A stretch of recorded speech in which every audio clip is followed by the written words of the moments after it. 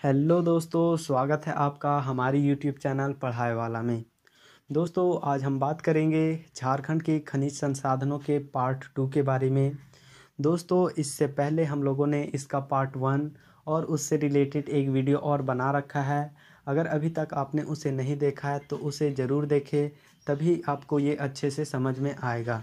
तो चलिए दोस्तों, इस टॉपिक को स्टार्ट करते हैं। तो स्टार्ट करने से पहले आपको बता दें कि इससे पहले वाले वीडियो ने हम लोगों ने लौह धात्विक खनिज के बारे में पढ़ा और इस वीडियो में हम अलौह धात्विक खनिज से पढ़ेंगे। तो जैसा कि दोस्तों, इससे पहले वाले वीडियो में हम लोगों ने अलौह धात्विक खनिज के बारे में बताया कि ये वे धात्विक खनिज होते हैं जिसमें लोहा के अंश नहीं रहता। तो वे कौन कौन से खनिज हैं जो हमारे राज्य में स्थित हैं। तो आपको बता दें, पहला तो हमारा है तांबा, उसके बाद बॉक्साइट और टंगस्टन। दोस्तों, ये तीन ही खनिज है जो हमारे राज्य में अलौह धात्विक खनिज के रूप में उपलब्ध है। तो चलिए दोस्तों, इन तीनों के बारे में हम एक एक करके जानें।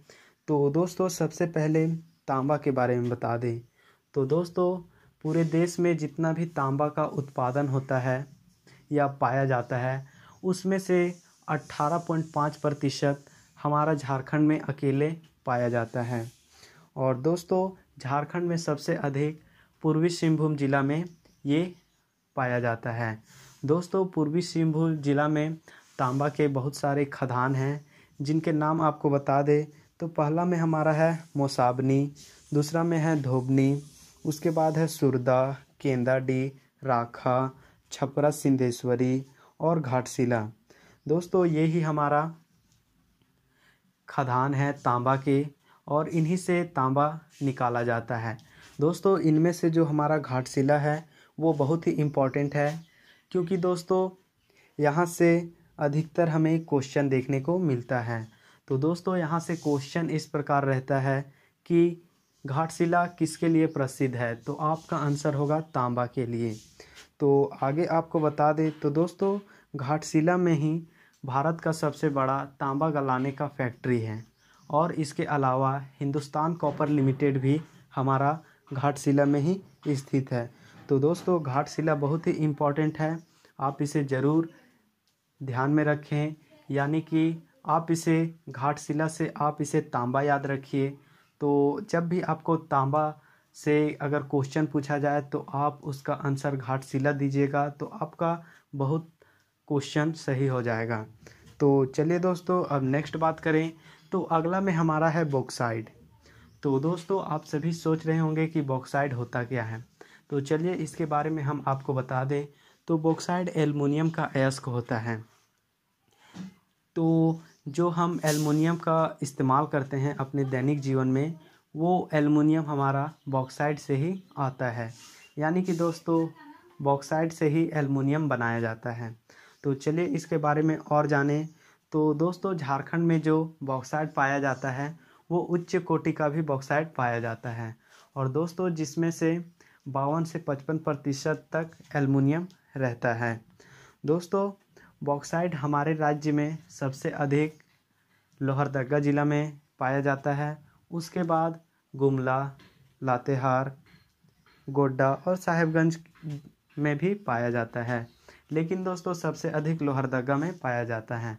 अगर आपसे क्वेश्चन ये पूछा कि बॉक्साइट की खान कहाँ पर स्थित है, तो आप लोहरदगा इसका आंसर दीजिएगा, क्योंकि इसका लोहरदगा ही आंसर होगा। तो चलिए अब आगे आपको इसके बारे में और बता दें। तो दोस्तों, लोहरदगा, लातेहार और गुमला में जो बॉक्साइट का खनन होता है वो हमारा हिंडाल्को इंडस्ट्रीज़ के द्वारा होता है। तो दोस्तों, बॉक्साइट में हमारा इतना ही था। अब नेक्स्ट आपको बता दें तो अगला में हमारा है टंगस्टन। तो आप सोच रहे होंगे कि टंगस्टन होता क्या है। तो दोस्तों, आप सभी ने 10 रुपये का पीला वाला बल्ब ज़रूर देखा होगा जो हमें पीली रोशनी देती है। तो दोस्तों, उसमें जो बल्ब के अंदर तंतु रहता है वही हमारा टंगस्टन रहता है। और दोस्तों, इसका जो निक्षेपण है वो हमारा हजारीबाग और पूर्वी सिंहभूम के कुछ एरियाओं में होता है। तो दोस्तों, अलौह धात्विक खनिज के अंदर हमारा इतना ही था और इसी के साथ हमारा धात्विक खनिज भी समाप्त होता है। तो अब दोस्तों अब नेक्स्ट बात करें तो अगला में हमारा है अधात्विक खनिज। तो जैसा कि हमने इससे पहले वाले वीडियो में बताया कि ये वे खनिज होते हैं जो शुद्ध करने के बाद हमें इससे धातु की प्राप्ति नहीं होती। तो वे कौन कौन से खनिज है जो हमारे राज्य में स्थित है यानी कि अधात्विक खनिज के अंतर्गत। तो पहला हमारा है अभ्रक, दूसरा है काइनाइट, उसके बाद ग्रेफाइट, चूना पत्थर, डोलोमाइट और एस्बेस्टस। दोस्तों यही वे खनिज है जो हमारे राज्य में अधात्विक खनिज के अंतर्गत पाए जाते हैं। तो हमें इन सभी के बारे में एक एक करके जानना होगा। तो दोस्तों इसमें से आपको बता दें अभ्रक बहुत ही इम्पॉर्टेंट है क्योंकि यहाँ से अधिकतर क्वेश्चन पूछा जाता है। तो चलिए आपको बता दें, सबसे पहले हम स्टार्ट करते हैं अभ्रक से। तो दोस्तों आप सोच रहे होंगे अभ्रक होता क्या है। तो दोस्तों आप सभी में से कोई ना कोई ये हीटर देखा होगा। तो देखिए दोस्तों, ये हीटर में जो ये बिजली पार ना होने के लिए जो पदार्थ का इस्तेमाल किया जाता है वही हमारा अभ्रक होता है। तो चलिए इसके बारे में आपको बता दें। तो दोस्तों झारखंड में अभ्रक अत्यधिक मात्रा में पाया जाता है।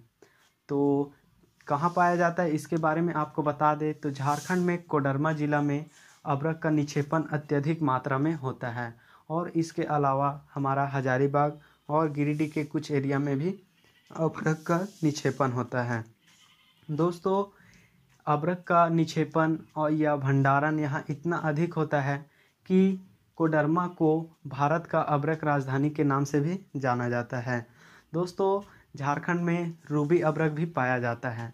तो आप सोच रहे होंगे कि रूबी अभ्रक होता क्या है। तो दोस्तों आपको बता दें कि अभ्रक का शुद्धतम रूप को ही हम रूबी अभ्रक कहते हैं या उच्च रूप को ही कहते हैं। दोस्तों ये वाइट कलर का होता है। और दोस्तों आगे आपको बता दें तो झारखंड में जितना भी अभ्रक भंडारित होता है उसमें से 90% निर्यात कर दिया जाता है और जो 10% अभ्रक बचता है वो यहाँ के लोग या फिर यहाँ के कंपनियों द्वारा इस्तेमाल किया जाता है। तो दोस्तों अभ्रक में हमारा इतना ही है। अब नेक्स्ट आपको बता दें तो अगला में हमारा है काइनाइट। तो दोस्तों आप सभी के मन में क्वेश्चन ये बन रहा होगा कि काइनाइट होता क्या है। तो इसके बारे में हम आपको बता दें।